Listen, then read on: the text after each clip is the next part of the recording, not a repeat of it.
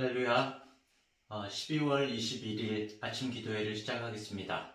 오늘부터 베드로 후서 말씀이 시작되는데요. 오늘 말씀은 베드로 후서 1장 1절부터 11절까지의 말씀입니다. 예수 그리스도의 종이며 사도인 시몬 베드로는 우리 하나님과 구주 예수 그리스도의 의를 힘입어 동일하게 보배로운 믿음을 우리와 함께 받은 자들에게 편지하노니 하나님과 우리 주 예수를 알므로 은혜와 평강이 너희에게 더욱 많을지어다. 그의 신기한 능력으로 생명과 경건에 속한 모든 것을 우리에게 주셨으니 이는 자기의 영광과 덕으로서 우리를 부르신 이를 알므로 말미암음이라. 이로써 그 보배롭고 지극히 큰 약속을 우리에게 주사 이 약속으로 말미암아 너희가 정욕 때문에 세상에서 썩어질 것을 피하여 신성한 성품에 참여하는 자가 되게 하려 하셨느니라.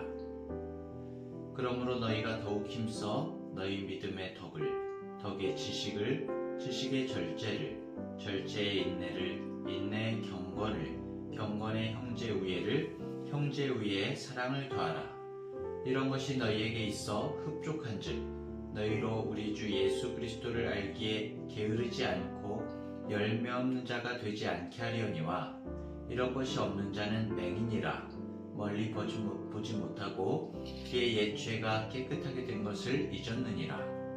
그러므로 형제들아 더욱 힘써 너희 부르심과 택하심을 굳게 하라. 너희가 이것을 행한즉 언제든지 실족하지 아니하리라. 이같이 하면 우리 주 곧 구주 예수 그리스도의 영원한 나라에 들어감을 넉넉히 너희에게 주시리라. 아멘. 역대하서를 어제로 마치고 오늘부터 베드로후서를 보도록 합니다. 베드로서는 전후서로 나뉘어져 있죠.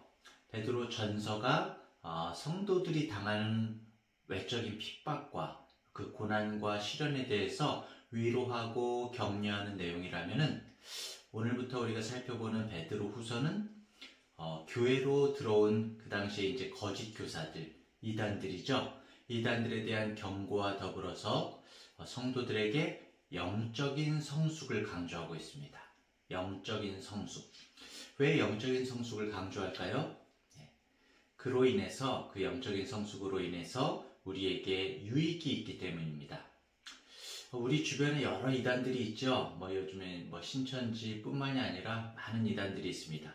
이 이단들의 특징은 성경을 아주 교묘하게 왜곡 해석해서 사람들의 시선을 하나님이 아닌 그 교주를 향하게 하거나 아니면 잘못된 하나님상으로 향하게 한다는 데에 있습니다. 이런 이단에 휩싸이지 않는 방법이 한 가지죠. 단 한 가지인데 성경을 바로 아는 지식, 하나님을 바로 아는 지식입니다. 베드로후서가 작성된 그 기독교 초기는 물론이고 그 이후에 영지주의나 몬타누스주의 이런 이단 사상으로 혼란이 야기됐고 이 이단들로부터 교인들을 보호하기 위해서는 신앙의 바른 지식이 필요했습니다. 그래서 기독교인으로 기본적으로 믿어야 할 교리가 차곡차곡 정리 요약된 대표적인 성물이 하나 있죠. 뭐죠? 바로 사도신경입니다. 근데 우리가 이제 사도신경을 암송하고 예배도 또 성경을 고백을 하고 그렇게 하는데 우리가 하나님을 바로 아는 지식은 사실은 단순히 어떤 지적인 지식만을 의미하는 것이 아닙니다. 하나님과의 인격적인 교제를 통한 체험적인 지식이 함께 되어야 되거든요. 그냥 머리로만 아는 지식이 아니라 체험적인 지식이 필요한 것입니다. 자신을 예수 그리스도의 종이자 사도라고 오늘 베드로가 1절에서 밝히고 있는데요. 참 어떻게 보면은 참 베드로가 굉장히 겸손한 것 같아요. 예수님과의 관계에서 보면 종이죠. 그러면서도 스스로 자신을 이제 종이라고 겸손하게 나타내는데 하지만 동시에 더불어서 사도라고 밝히고 있습니다. 사도로서 누구에게도 양보할 수 없는 임무가 있죠. 그 임무를, 말씀을 전하는 임무를 완수하기 위해서는, 진리의 말씀을 전하기 위해서는 누구에게도 굴복할 수 없는 그런 권위가 필요합니다. 그래서 그런 점에서는 자신이 사도임을 강조하고 있는 것이죠. 오늘날 우리 그리스도인들도 마찬가지인 것 같습니다. 정말 다른 사람들에 대해서, 다른 이에 대해서 우리 주님 앞에 우리가 종이고 또 다른 사람들을 종으로서 우리가 섬기고 대하는 그런 자세가 있지만은 하나님의 말씀을 전할 때, 주님을 전할 때만은 권위가 있어야 될 것 같아요. 주님으로 인한 권위가 필요할 것 같습니다.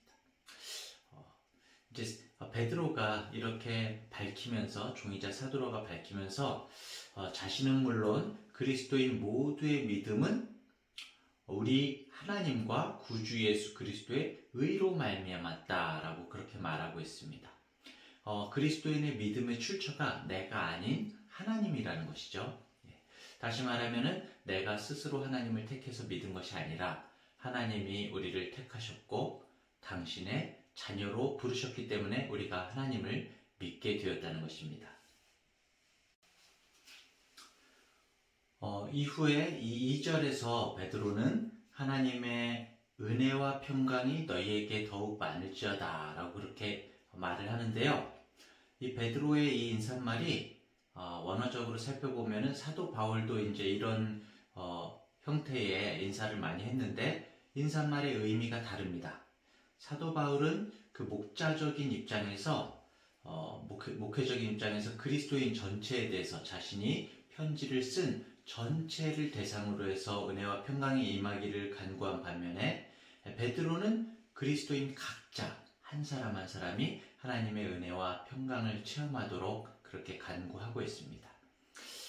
그러면서 베드로가 우리 각자가 하나님의 은혜와 평강을 체험할 수 있는 방법으로서 말하고 있는 것이 2절에 하나님과 우리 주 예수를 알므로라고 그렇게 답하고 있습니다. 아는 것. 여기서도 결국에는 원어적으로 보면은 명확한 지식, 인식인데요. 결국에는 하나님을 아는 것입니다. 그런데 여기서도 하나님을 안다는 것이 지식적으로만 아는 것이 아니라 하나님과의 깊은 인격적인 교제를 통해서 나타나는 그런 지식을 말하고 있는 것입니다. 자, 베드로는 그러면서 좀 더 구체적으로 그리스도인들이 합당한 열매를 맺기 위해서 성숙해져야 된다. 그렇게 오늘 말하고 있는데요. 우리가 잘 아는 성령의 9가지 열매가 있죠.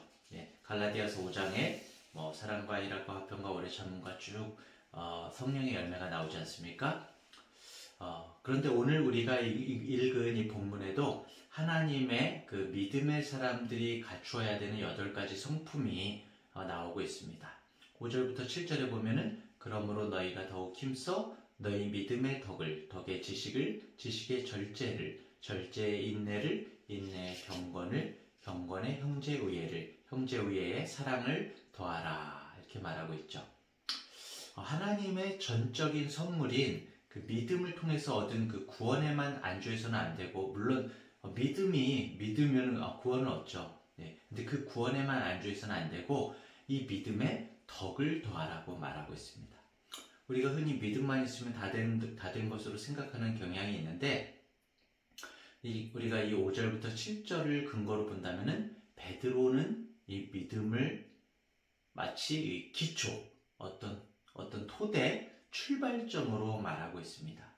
기초가 중요한 것은 분명히 틀림없지만 기초만 닦아놓고 있을 수는 없다는 거죠. 그 위에 아름다운 건물을 지어야 한다는 것입니다.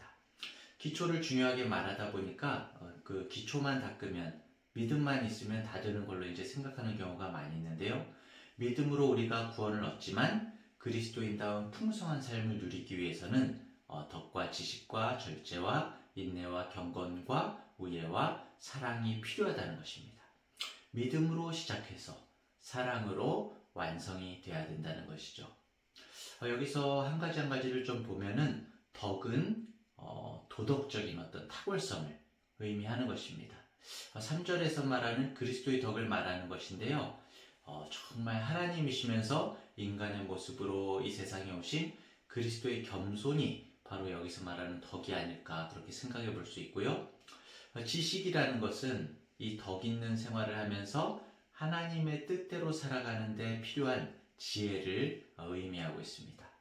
절제는 그 당시에 이제 거짓 교사들이 굉장히 문란한 생활을 많이 했다고 합니다. 그래서 그 육체적 욕망과 성적인 남용에 반대되는 의미로서 거짓 교사들의 문란한 생활을 지적을 하고 있습니다. 그리고 인내는 하나님을 신뢰하고 하나님의 약속이 반드시 성취되리라고 소망하면서 고난과 악과 대항하여 견디어내는 것을 가리키고 있고요.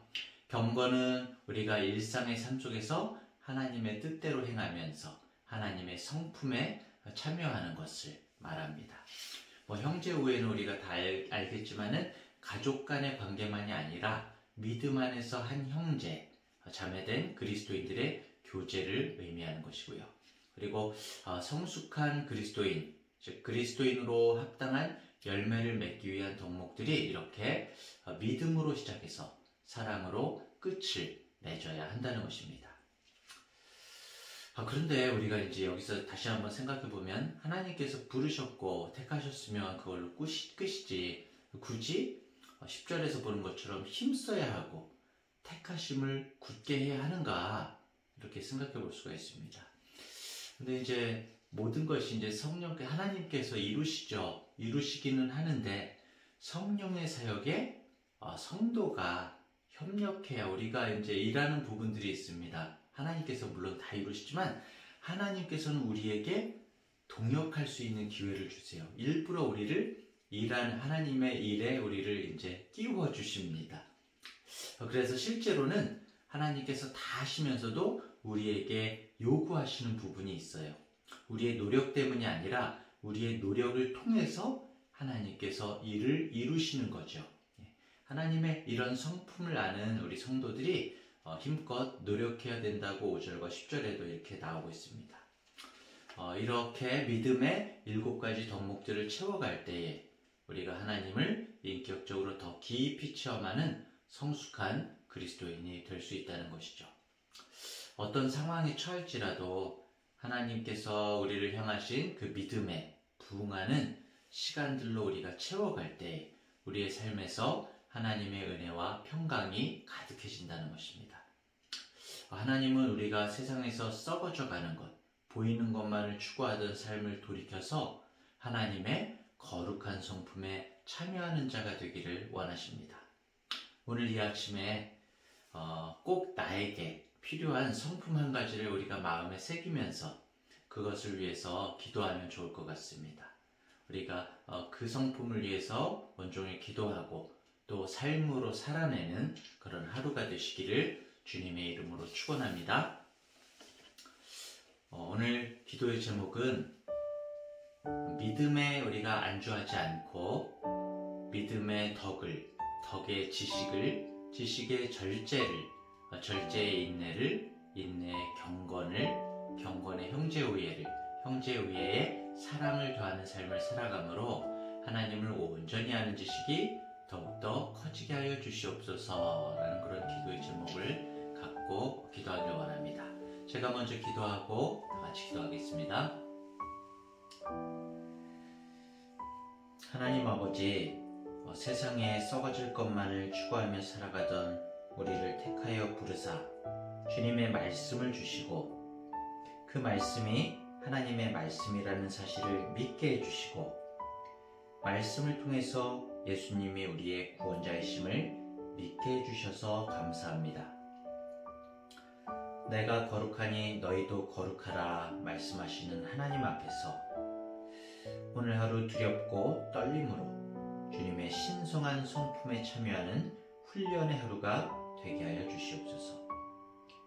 믿음에 안주하지 않고 믿음의 덕의 지식을, 지식의 절제를, 절제의 인내를, 인내의 경건을, 경건의 형제우애를, 형제우애의 사랑을 더하는 삶을 살아감으로 하나님을 온전히 아는 지식이 더욱더 커져가기를 소망합니다.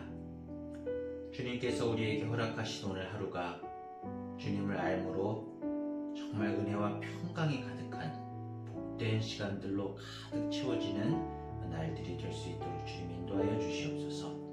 예수님의 이름으로 기도합니다. 아멘.